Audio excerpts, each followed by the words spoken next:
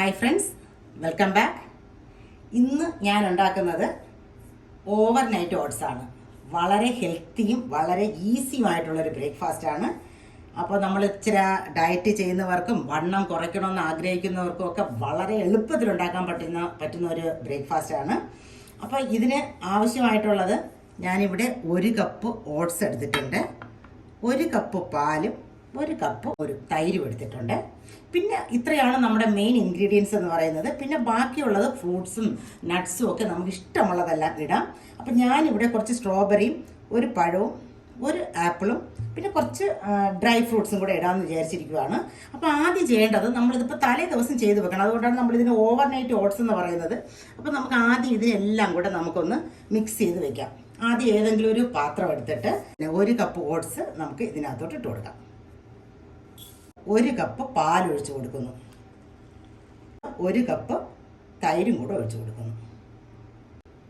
ഇനി ഇതിനെ നമുക്ക് ആദ്യം ഒന്ന് മിക്സ് ചെയ്യാം.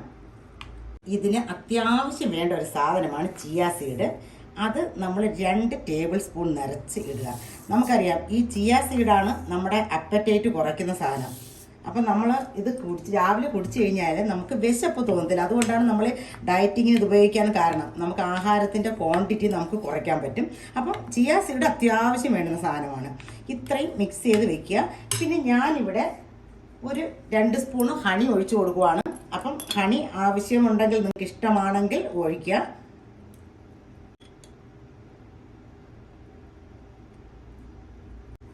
ഇനി നമുക്ക് ഈ ഫ്രൂട്ട്സ് എല്ലാം ഇടുന്നത് നമ്മൾ നാളെ ഇട്ടാൽ മതി. ഇപ്പം ഇന്ന് രാത്രിയിൽ ഇത് മൊത്തം ഫ്രിഡ്ജിലോട്ട് വെച്ചേക്കുക.